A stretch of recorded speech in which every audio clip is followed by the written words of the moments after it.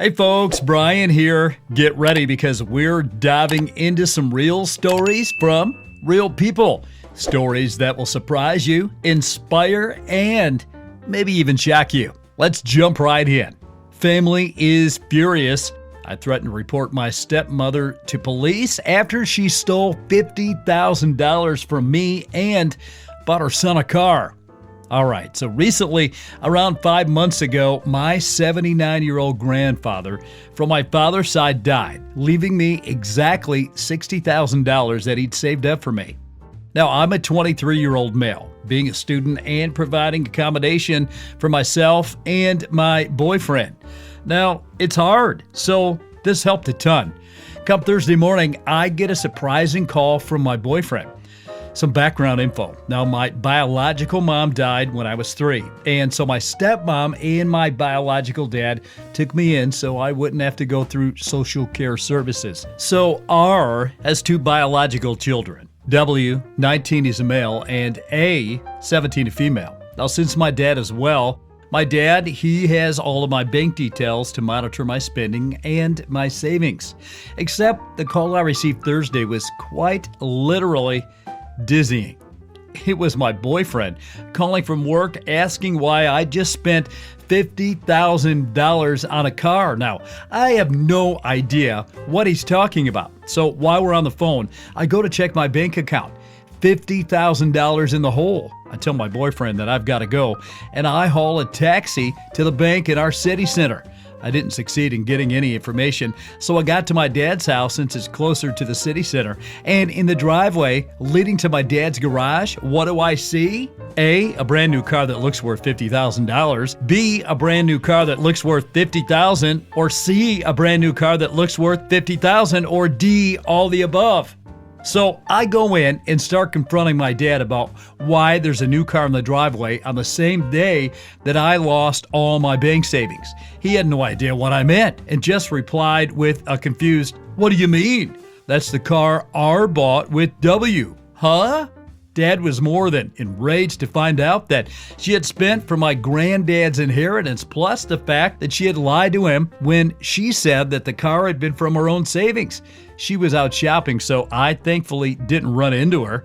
I took away my bank details from my dad and told him that I never wanted to see R again, and that if she didn't return the car within a week, I would report her for fraud. Now, he understood, but soon R's whole family, including both her parents, her sisters, and her children, were all spamming me saying that I was doing too much. Soon R messaged me herself, manipulating me by saying things like, "You made me cry," and "It's not even that much. What's your problem?" I was speechless. I called her to see if she was serious, and apparently, yeah, she was. Started screaming at me about being disrespectful and ungrateful. I just blocked her and all her family. But did I go too far by saying I would report her? Also, just a little detail, only my dad has access to my bank details on his phone, meaning she stole it from not only me, but also my dad. Now, the situation is all so complicated, and I feel like I don't know what to do. But am I the a-hole for threatening to report her for financial fraud? I mean, I feel like I went too far with it. Okay, so this next story up, am I the a-hole for refusing to attend my sister's wedding after what she did to my fiance? All right, here's the story. So my 28-year-old sister, female, is getting married to a 31-year-old female, Ella, and they're getting married in 2 weeks. Now, we've always been close, even though we have our differences.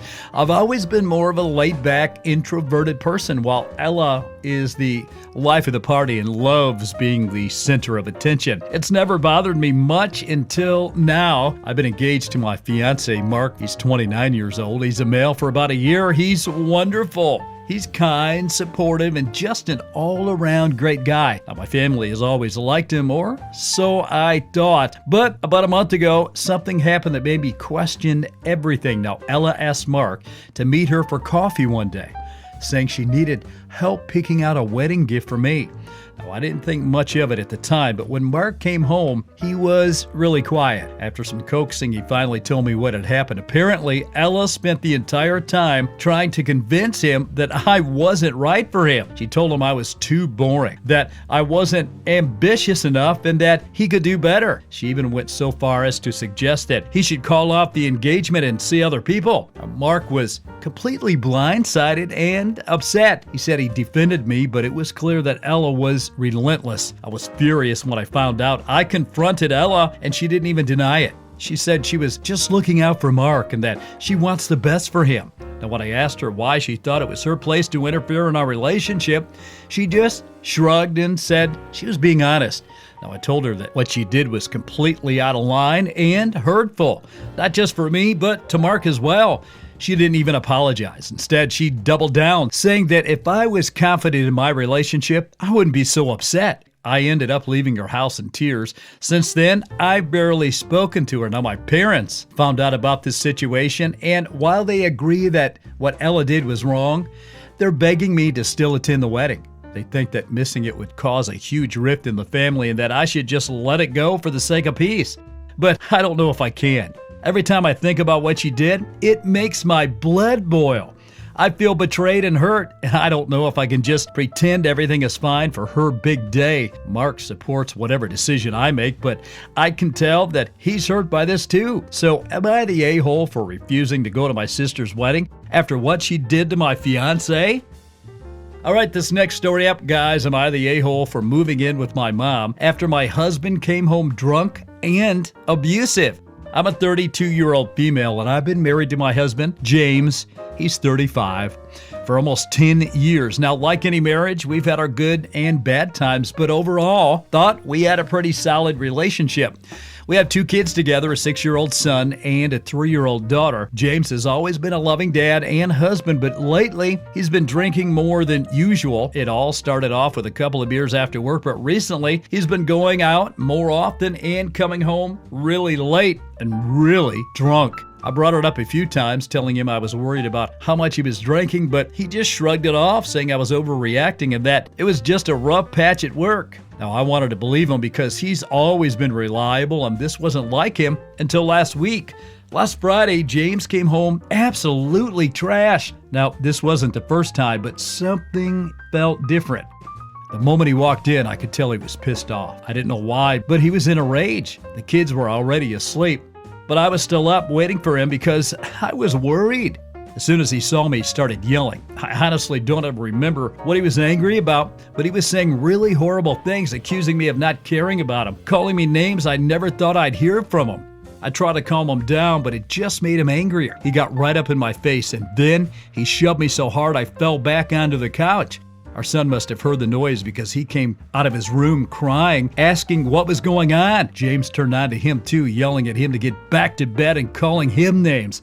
That was the last straw. I grabbed my son, went to get my daughter from her room, and we left. I didn't know where else to go, so I drove to my mom's house in the middle of the night. She lives about 30 minutes away, and we've been here ever since. Now, James, he's been calling me and texting me nonstop, apologizing and begging me to come home. He claims he doesn't even remember what happened that night and swears he'll stop drinking. Now, my mom, she was furious when I showed up and has been telling me I did the right thing by leaving, but some of my friends and even James' family think maybe I overreacted. They're saying he was just drunk and that I should have gave him a chance to explain. That's not like him to act this way. I keep thinking, what if this isn't a one-time thing? What if it gets worse? Now, I told James I need space to figure out what to do next. He says he'll get help, but I'm just so scared. I can't stop thinking about what could have happened if I didn't leave that night. Now, I'm questioning myself. Did I act too quickly by packing up the kids and leaving right away? Should I have tried to work it out before running to my mom's house? So, am I the a-hole for taking the kids and leaving after that night?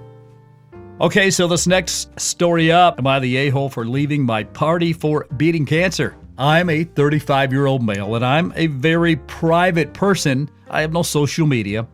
and don't want my wife, 32, who's a female, posting photos about me. Although I don't tell her not to, just don't ask her to post me. Celebrating Father's Day or my birthday, I don't like attention on me and prefer to keep things low-key whenever I can. So keeping that in mind, I was diagnosed with an extremely curable type of skin cancer. It was caught very early on, and I never felt scared for my life in any way, shape, or form. I'm an engineer and I think analytically, and wasn't scared with a diagnosis with a 0.03% fatality rate. Still, I told my wife, of course, and she was terrified. We talked through it and told her my doctor was very optimistic and said we've caught it early on, etc. None of it seemed to help, but I tried. Now, after a while, I told her that we shouldn't tell our kids, 5-year-old female and a 7-year-old female. My wife wanted to tell them, but I was adamant about that.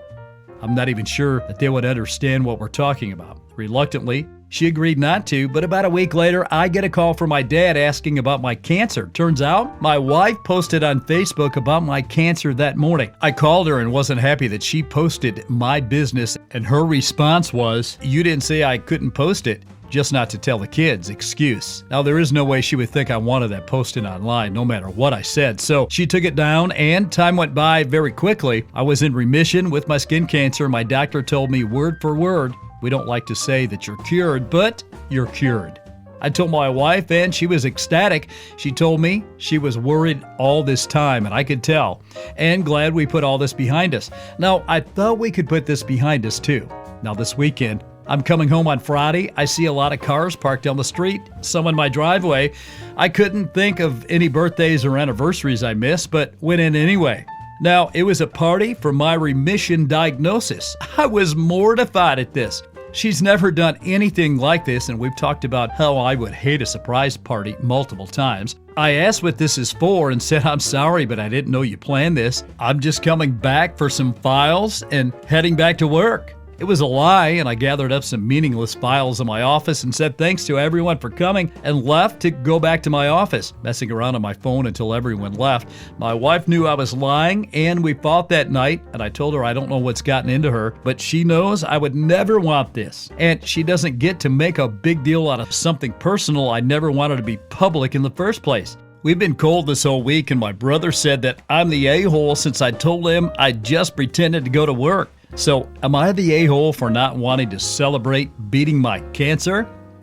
Okay, this next story up, guys. This is Brian. Am I the a-hole for telling everyone that I was serving a chicken pot pie for dinner when it wasn't a plain and basic one? So, I had a few people over, and one of the easiest meals for me to make is a pot pie. To me, a pot pie is just whatever you want inside of a crust. Chicken pot pie is usually leftover veggies with a thick gravy and crust. This time around, I had fresh roasted hatch chiles and some corn and chicken, onions and kale. So that's what I put inside, and I used my savory pie crust that has some cheddar and black pepper. Now, when I served it, however, I guess it really pissed off my brother-in-law, Frank, who immediately started complaining, asking me, "What the freak is this? And how is this a pot pie?" Now, I told him it's a pot pie and explained what I said above. He tried to argue that a chicken pot pie shouldn't have anything other than chicken, gravy, peas, carrots, and maybe potatoes. And I said, "Okay, well, sorry. I don't really see food in black and white." No one said that they had any allergies or issues with food, so I didn't think it would be an issue. He kept on scowling and pushed around the food and eventually left early. So am I the a-hole? Now, in my family, we really never kept recipes as hyper-specific. We cook and eat what we have. So I guess I figured most families were the same, and that it's just people on the internet who make a big deal out of recipes.